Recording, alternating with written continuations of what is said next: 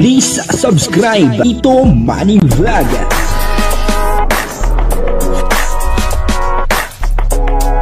Payagan po si Tito Manny Vlog na mag-reactor para pambiling gamot sa kanya pong karamdaman. Wala masyadong records ng ng away. Sa ngayon po ay wala pa po itong Jomcar na talagang hinihintay po ng lahat na sana ay magkaroon na po ng Jomcar uli kasi sabi nga po ni Kalinga Prab ay pansamantalang ihinto muna itong Jomcar po. Yun naman ay pansamantala lang.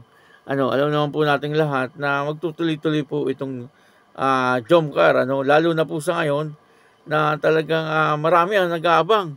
Na talagang gustong-gusto na po nila na mapanood po itong Jomcar. Hindi po natin alam kung kailan po muli magkakaroon ng Jomcar, pero maliwanag naman po sa sinabi ni Kalinga Prab na pansamantala lang. Kaya abang-abang lang po tayo. Pero ang magandang balita bagamat wala pong Jomcar ay nag-date itong si Kalingap Jomar at saka si Carla. Okay po yun. Kasi siyempre naman po ang gusto ng lahat na sila ay magkakasama.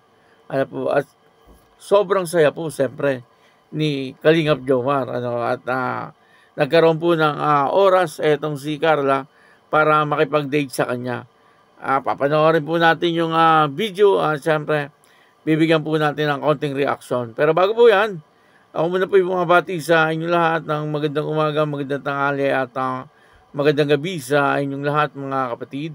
Saan man kayo ng panig ng mundo naroon ngayon, ay mag-iingat kayo palagi at pagpalain kayo ng ating Panginoon. Maraming salamat din po sa patuloy na tumatangkilik sa aking YouTube channel at nanonood sa aking video reaction. Patuloy lang po natin suportahan sila Kuya Bal Santos Matubang, Kalinga Prab at Edna Vlog, Jack Tapia at yung mga kasamahan ko pong reactor sa Kalingap. Ganun din po yung mga charity vlogger na Kalinga partner. Ito po yung video na kung saan ay talagang sobrang saya ni Kalingap Jomar kasi siyempre nakadate niya etong si Carla. Ang kabuuan po ng video ito ay mapapanood po natin sa YouTube channel ni Kalingap Dan. Supportahan po natin Kalingap Dan. Ito po yung video, panoorin po natin. Nakakapagod ba maging ikaw, Jomar? Tingin mo? Nakakapagod bro, actually nakakapagod, nakaka-drain sobra. Pero lang to bro, I mean para sa future din naman to bro. I mean, hindi ko naman kasi bro inisip yung sarili ko lang din naman. Kasi kung isipin ko lang yung sarili ko, baka petiks na lang ako. I mean, siguro kaliwat kanan shopping. Hindi ko yan bro magawa-gawa din talaga yung pagsasabi. Hindi kilala mo ko bro. Hirap akong mag-ano sa sarili kong pera na para sa akin. Siguro sa ibang tao medyo mabilis lang.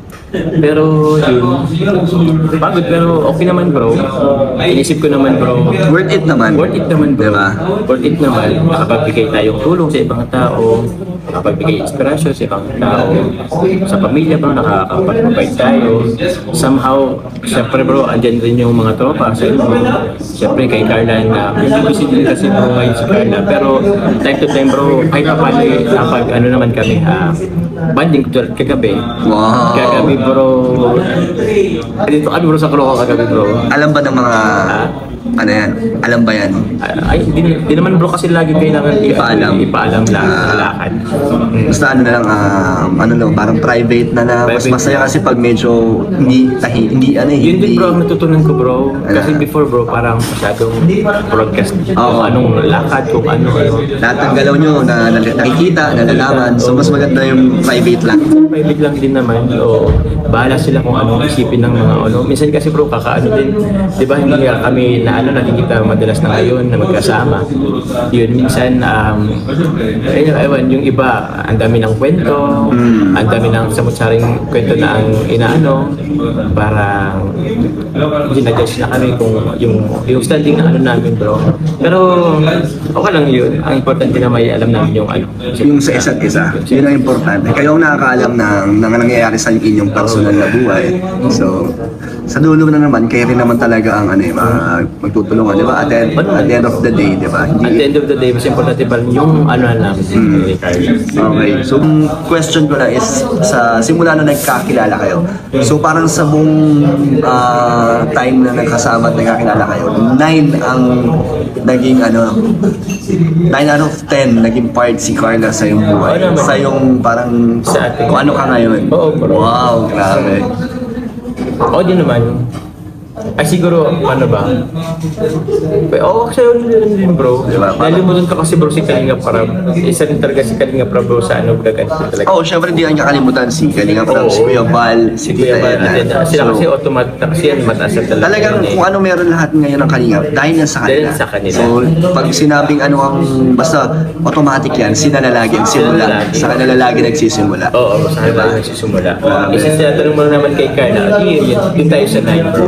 Yun, so, Sige yung 1% sa akin na lang din. Kung gusto niyo pong mapanood ng buong buo, yung video na napanood po natin, ay puntahan niyo lang po yung YouTube channel ni Kalingap Dan. At doon po ay mas marami pa po kayong malalaman tungkol po doon sa buhay ni Kalingap Jomar. Talagang mga nakakatawa. Na si Kalingap Jomar ay isa po siya sa talagang inaasahan din ng kanyang pamilya. At meron pa po pala siyang mga kapatid na nag-aaral pa. Si Kalingap Jomar ay isa sa sumusuporta sa pag-aaral ng kanyang kapatid. Dito nakikita po natin na si Kalingap Jomar ay talagang isang mabait na kapatid. Isang mabait na anak. Halos hindi po sila nagkakalayo ng ugali ni Carla. Kita nyo naman po si Carla ay ganun din. Na talaga namang napakabait din pong anak. Nung nag-request nga po yung kanyang mama ng isang video talagang hindi po nagdalawang isip itong si Carla pinag-ipunan niya po at binilhan niya po ng video itong kanyang ina at doon po nakikita rin po natin na talagang masunurin at mabait na anak itong si Carla, kaya halos nagkakapareho etong dalawa sa pag-uugali kumbaga ay talagang swak na swak. At sana talagang sila na pong dalawa ang magkatuluyan. Kasi sa ngayon ay hindi po tayo nagsasalita ng kasiguruhan. Kasi ay hindi pa naman po sila ay kinakasal. Kapag po ikinasal sila ay sigurado na silang dalawa na po talaga. At dito nga ay may kinento itong si Kalingap Jomar na nagkita itong dalawa. Parang nag-date. Itong si Kalingap Jomar at si Carla. Nakakatuwa naman, na malaman natin na nagkakasama po yung dalawa. Kasi, siyempre, alam po natin lahat na itong si Carla ay talagang masyadong busy sa kanyang pag-aaral. Minsan ay wala po siyang pasok, pero umuwi po siya doon sa kanyang mga magulang, upang sa ganon ay makasama po niya ito. At tulad po doon po sa upload niya, na talagang umuwi po siya upang sa ganon ay magdala ng konting pangkabuhayan. At yung videoke na request ng kanyang ina ay inatid niya. At si Kalingap Jomar naman, ay alam naman po natin na busy din sa kanyang pagcha-charity. Buti na lang. At bagamat ay pareho po silang busy, ay nagkakasama po sila. Kahit paminsan-minsan. Yan ang nakakatawa. Pero, hindi na rin po pinapaalam ni Kalingap Jomar. Kumbaga, private na lang po nila yun. Kaya nakakatawa na malaman natin na sila po ay minsan ay nagdi-date. Kasi importante po yun sa isang relasyon. Na minsan ay magkakasama po sila, makakapag-usap, at yun naman po ay nangyayari. Ayon po doon sa kwento ni Kalingap Jomar. At tungkol naman po sa pagmamahal, sabi nga po ni Kalingap Jomar, sa 10% ay talagang mahal niya po si Carla. 9% ang kay Carla. At nagtira siya ng 1% para sa kanyang sarili. Yun dito pa yung maliwanag na talagang mahal ni Kalingap Jomar etong si Carla. Kaya yun, maraming salamat po sa inyo lahat. At ako po si Tito Manny Vlog na nagsasabing God bless you all. Diyos mabalos.